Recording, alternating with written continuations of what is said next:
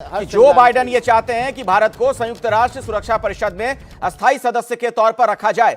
पलाश गुप्ता जी, आप कैसे देख रहे हैं इस डेवलपमेंट को?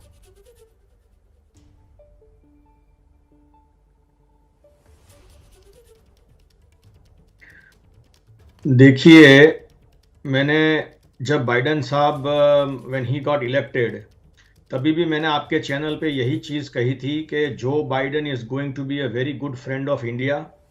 और कल की जो मीटिंग थी उसके अंदर भी काफ़ी सारी चीज़ों में उन्होंने इंडिया को प्रेफरेंस दिया है। जैसे आपने बताया अभी that United Nation Security Council, that is a big statement coming from the head of US that he wants India to be a permanent member there. NSG group में भी उन्होंने इंडिया के लिए लॉबी किया था, इंडिया को। और बहुत ही इंपॉर्टेंट चीज हमारे प्राइम मिनिस्टर साहब ने अभी कही है यूनाइटेड नेशंस की जनरल असेंबली में, that we are the mother of democracy. इसका मतलब क्या है मदर ऑफ डेमोक्रेसी, और ये किसको कहा है?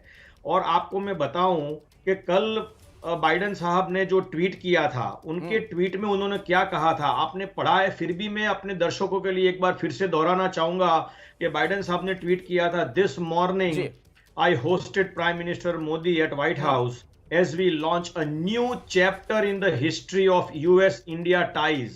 Our two nations are the largest democracies in the world, and we are committed to taking on the toughest challenges we face together. It's a big statement. It's a big statement. मैं आऊंगा आपके पास, इस पर हम आगे आपसे बात करेंगे, लेकिन इस वक्त की जो सबसे बड़ी खबर है, इस पर विदेश सचिव ने क्या कहा वो भी सुन लेते हैं जरा। We will continue to work towards the reformed United Nations during our stint as a non-permanent member of the UN Security Council. It's also interesting to note that many other countries also share our sentiments. We have a very large measure of support. You heard President Biden when he said, President Biden, this is not public messaging, but he did mention that India should have a permanent seat in the UN Security Council. I think that is reflected in the joint statement, and this is something that continues to be a view held by not just the US but other Quad partners and many other countries. अब देखिए, United Nations में दरअसल सुधार की लंबे वक्त से बात चल रही है, रिफॉर्म की बात हो रही है, और इस दिशा में अगर अमेरिका के राष्ट्रपति भारत का समर्थन करते हैं सुरक्षा परिषद में अस्थायी सदस्यता के लिए, एक बहुत बड़ी बात है, एक बड़ा घटनाक्रम है। इसके मायने मतलब आपको प्रणय उपाध्याय समझाएंगे, हमारे सहयोगी। प्रणय,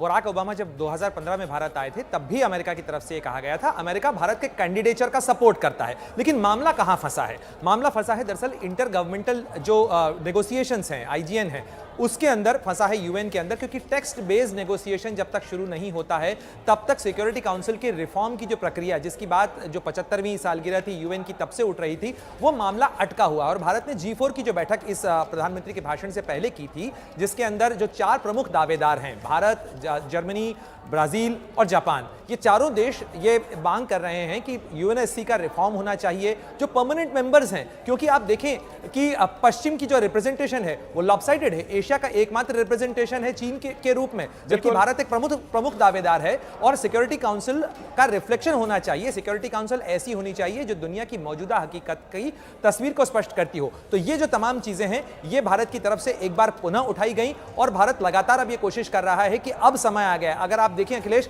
दोनों प्रमुख मुद्दे प्रधानमंत्री की तरफ से जो कहे गए कि अफगानिस्तान के संकट ने और कोरोना के संकट ने यह बता दिया है कि जो वैश्विक संस्थाएं हैं, यूएन जैसी संस्थाएं हैं, वो इनइफेक्टिव हो जा रही है इन बड़ी चुनौतियों के सामने, और ऐसे में जरूरी है कि ये सुधार तत्काल लागू किए जाएं।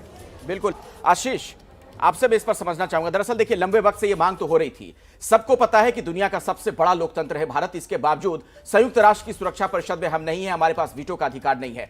क्या इस दिशा में एक बहुत बड़ा कदम यह माना जाए जो बाइडेन का बयान? आप इसमें कुछ जोड़ना चाह रहे थे? देखिए, न्यू एडमिनिस्ट्रेशन जो है ना अखिलेश, उसके माध्यम से हम ये जरूर कह सकते हैं कि एक बड़ा टेक अवे है कि बाइडेन एडमिनिस्ट्रेशन ने भी ये वायदा कर दिया। मैं प्रणय की बात को आगे बढ़ाऊंगा। प्रणय बिल्कुल सही जिक्र कर रहे थे। देखिए, जब ओबामा से बात हुई थी डॉक्टर मनमोहन सिंह की, तब भी यूएस एडमिनिस्ट्रेशन ने यह वादा किया था कि वो इस कैंडिडेट कैंडिडेचर को सपोर्ट करते हैं। मैं आपको बता दूं, डॉक्टर मनमोहन सिंह के बाद पूर्व विदेश मंत्री सुषमा स्वराज जब गई, उनको भी ये वादा किया गया। डोनाल्ड ट्रंप ने भी वादा किया प्राइम मिनिस्टर मोदी को। तो ऐसा नहीं है कि यूएस इस मुद्दे पर भारत के साथ पहले से नहीं खड़ा रहा है। ये अच्छी बात है कि बाइडेन एडमिनिस्ट्रेशन ने भी भारत को ये अश्योरेंस दिया है कि वो भारत की परमानेंट मेंबरशिप की कैंडिडेसी जो है उसको सपोर्ट करते हैं। लेकिन मैं एक इंपॉर्टेंट बात बता दूं कि इसमें एक रोड़ा जो टेक्स्ट बेस्ड नेगोशिएशंस की बात प्रणय कर रहे हैं, उसके अलावा परमानेंट मेंबर जो है हमारा, चाइना भी उसको बार बार ब्लॉक कर दे रहा है। एनएसजी की मेंबरशिप का जिक्र अभी हमारे गेस्ट कर रहे थे। मैं आपको बताऊं, मैं ताशकंद में था जब we had come very close to NSG permanent membership, लेकिन चाइना ने उसको ब्लॉक कर दिया था। तो देखिए, बहुत सारे पुल्स एंड प्रेशर्स हैं। अच्छी बात है कि बाइडेन एडमिनिस्ट्रेशन ने आज ये भरोसा दिलाया है, लेकिन हमें देखना होगा कि आगे इस पर कितना सक्सेस मिल पाता है। मैं इस पर विवेक काटजू साहब से थोड़ा समझता हूं, विदेश मामलों के जानकार हैं, राजनयिक भी आप रहे हैं। विवेक काटजू साहब, फिर यहां से आगे की राह जो है, क्या अभी भी मुश्किल है? संयुक्त राष्ट्र में अस्थायी सदस्य सुरक्षा परिषद में भारत कैसे बन पाएगा?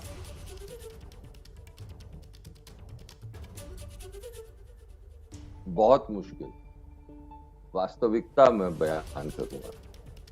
मोदी जी ने जो कहा कि समय की मांग है कि समय के साथ बदलना चाहिए, नहीं तो फिर समय ही वार करता है। वो चाणक्य को जो याद किया, वो इशारा चीन और पाकिस्तान को आतंकवाद के संदर्भ में तो था, लेकिन उसके साथ साथ विश्व की महाशक्तियों को भी था, जिसमें अमेरिका शामिल है, कि अगर यूएन का रिफॉर्म नहीं हुआ तो फिर यूएन पर भरोसा दुनिया का हटता जाए। जी देखिए, मैं अपने कार्यकाल में, राजनयिक कार्यकाल में, इस मामले को हैंडल कर चुका हूं।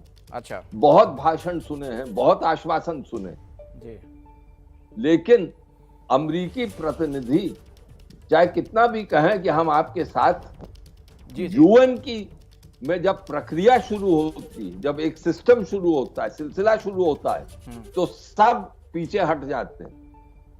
यहां पर ट्रंप के सहयोगी मौजूद हैं और मौजूद हैं। मैं एक साफ साफ कह रहा हूं। जी काटजू साहब,